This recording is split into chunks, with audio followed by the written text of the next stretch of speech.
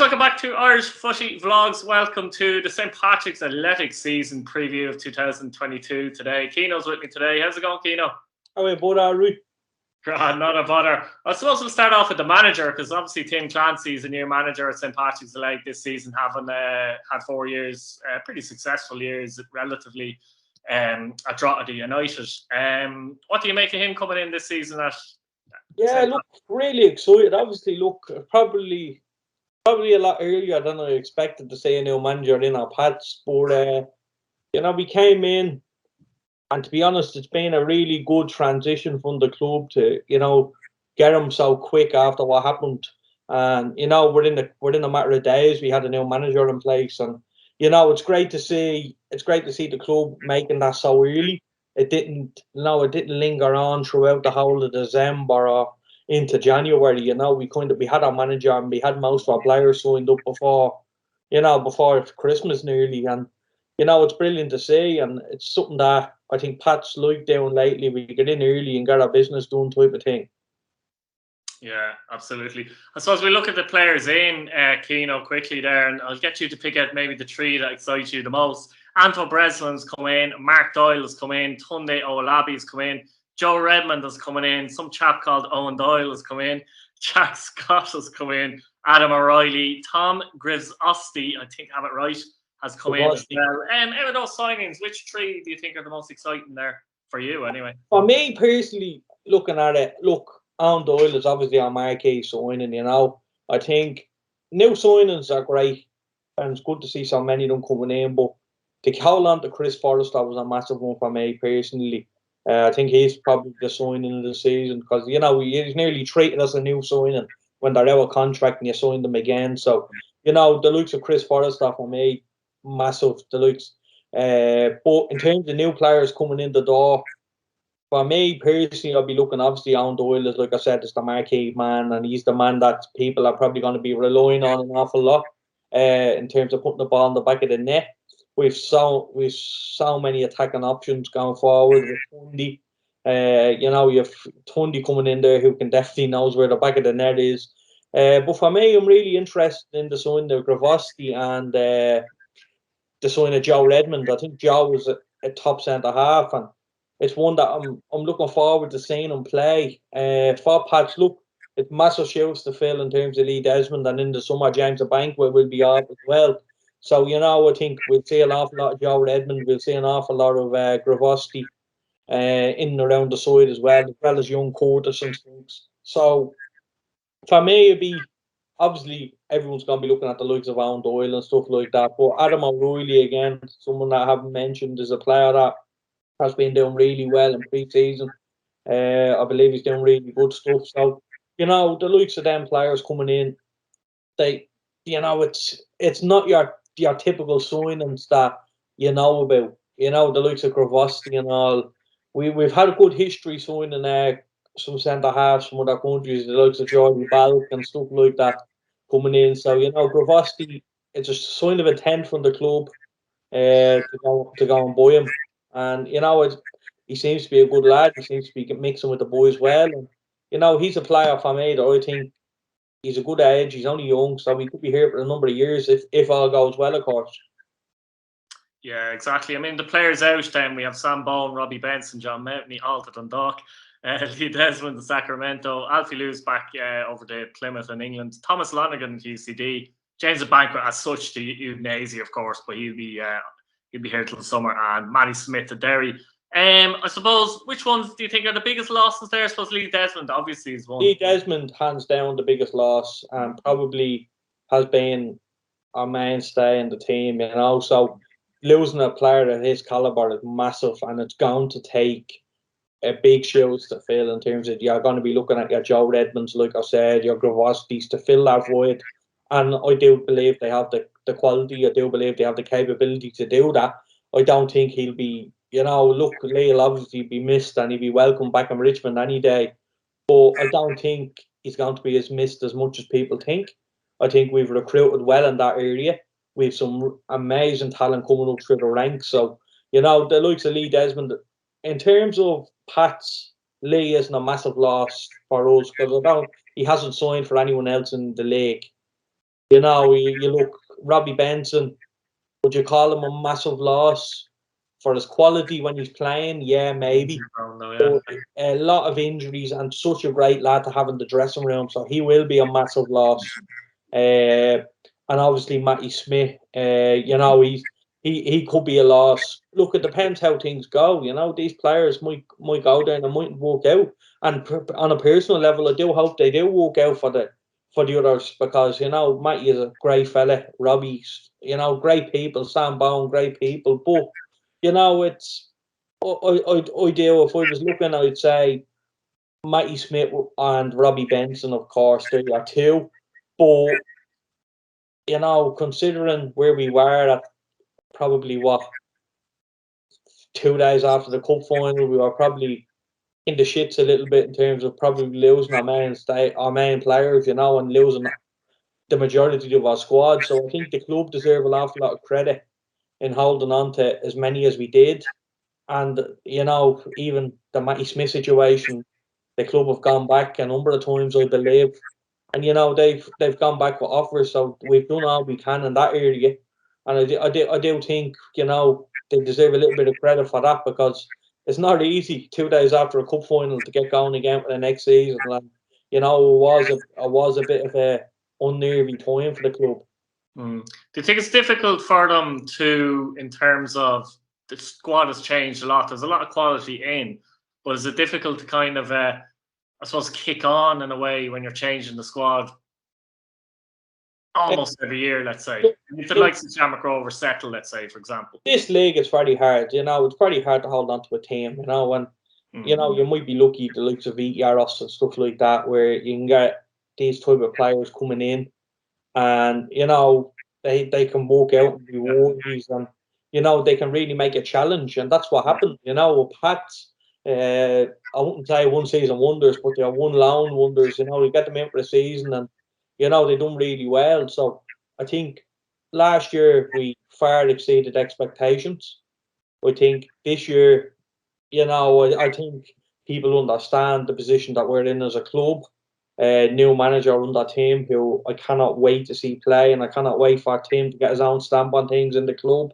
I'm really, because I rank him so highly. I look at him, I study the way he plays. I always did, even from his times at Rotterdam as a football coach myself. I'm very interested in stuff like that. So, you know, he always comes across as a really genuine man and a football man, and he's someone that I'm very proud to have as the manager of our football club, to be honest with you. So it's going to take a little bit of time. It's not gonna happen overnight. If we even have half as good of a season this season as last season, I think that would be major success. For a club like Pats, Europe is the aim, and there's no getting away from that. Tim knows that. You know, players know that winning the cup is a bonus, and you know, I think last year getting Europe for probably what 5, 6 games to go, even more maybe. We always kind of had Europe just without it being nailed on, and you know, I did think that was unbelievable. I couldn't believe we actually done it, because it's very hard once you get out of Europe. It's very hard to get back into that, and I think we look at the likes of Bowles and stuff like that, and we struggle, you know, not being in Europe this year, and it's very hard to break back into that bracket. So it's great to do that. I think Europe is the aim for Pats. There's no doubt about it. You know, finishing the top 3/4, depending on how the cup goes. But, you know, we've a lot to look forward to. You know, we've the President's Cup obviously on Friday. You know, then you're looking at Europe in the summer, and then you know, hopefully another little cup run won't go amiss. But I'm disappointed. I'm shocked that there's no League Cup and there's no, you know, stuff like that, because you know that's something that I enjoy winning. I love them games. Look, the earlier stages are a bit of a pain, to be honest with you. But you know, when it starts getting to the semi-finals or the finals, it's another occasion, and you know, it's the third best trophy in the country, and to not have it up for grabs again when full capacity is back and everything's back, I'm disappointed in that. But that's for another day. But you know, Yeah, absolutely. No, agree with you wholeheartedly there. What's a successful season so far? You kind of alluded to it there, but what's a yeah. successful season for Pats? Look, Europe, to be honest with you, Pats fans aren't going to be looking. Look, we'd love to. If you were to ask me in December, before all this happened and before the big change, it would obviously be close the gap type of thing. But I think Europe now, look, we have to be realistic. You're looking at Derry City there. You're looking at Shamrock Rovers who has added to the squad. I personally don't think we're weaker. There's a bundles of opportunity there with this Pats team in terms of, we're probably going to be looking at Kane Corbally coming on now and putting his name in the team. You've Adam Murphy, who I rate so highly in this club, and you've these type of players that I'm buzzing to see these players coming through the academy, the likes of Adam Murphy and things like that, because we know what Robbie Benson can do. We know the quality that he has. We know the quality that Matty Smith has. But, nobody knows what Kane Corbally can do, and nobody knows what Robbie Benson can do, what Adam Murphy and stuff can do. And, I think we're going to have such a young squad. Could be a big year, actually, Keane. Just sorry to interrupt there for Ben McCormack as well, because he's a little stop-start with a couple of injuries and that, but he's kind of a little bit older than them chaps, a little bit, Ben is going to be a big player for us this year. There's no doubt about it. He can play in a number of positions, really. He plays centre mid, where he gets the ball from deep, drives forward. We've so many young players, and it's something that I'm excited about. I'm delighted we didn't go out and get another midfielder. I'm delighted we didn't go out and get another centre half, and you have the likes of Sam Curtis there. Like how do we know these players? And I personally, I would have liked, and I can understand the situation with the goalkeeper. I would have liked to see Josh stay, and maybe if we got the League Cup and the Leinster Senior, Josh might have stayed under the promise that you can play maybe the earlier rounds of the Cup, and you can play all League Cup and Leinster Senior, and that would have probably had Josh staying in the club. And I personally, I can see where Tim is coming from. I can, as a football man, he's coming into the club. Europe is the aim, and can you take chances really in this league, especially in their first season? I love Josh to bits. I think he's a fantastic goalkeeper, and I'm a little bit disappointed for that. But look, this is the situation we're in, and I do think Europe is the aim. I think we have a good enough squad. The young lads excite me. I'm hoping to see, like I said, I'm delighted we didn't go out and buy a big midfielder, buy a centre half again, another centre half. Now I'm delighted to get these young players a chance. If you look at the age of the squad, it has to be up there with the youngest in the country, in terms of the amount of young players in there coming through. And it's something that I do. I think maybe not this season, but in about 18 months, I would say, we could be really pushing, and we could be up there if we can keep what we have here. And I think it's all positive. The atmosphere down the club. It's probably the first time. Look, it obviously helps that you've just won the cup. There's no getting away with that. There's no bouncing off it. It obviously helps, but I think in all aspects of the club are striving, and probably in all my time, I've probably never seen the club in such a better position. Whether it be the shop, whether it be the community, whether it be anything. I just think we're really striving now in all aspects of the club. And look, you go down to Richmond, you were down there Saturday, like the atmosphere is buzzing. The people are really excited for the season and getting it going again. And I just think like 4,000 tickets nearly sold for Rovers now on Friday. Shell's allocation was sold out before it even went on general sale, really. And it's great to see, and I do think the buzz is back a little bit. Like I said, it helps that you've just won the cup, but you have to strike while the iron's hot now, and we need to keep the momentum up. I think we've recruited as good as we could in our means again, which is important. We never spend over the odds. We never go mad money.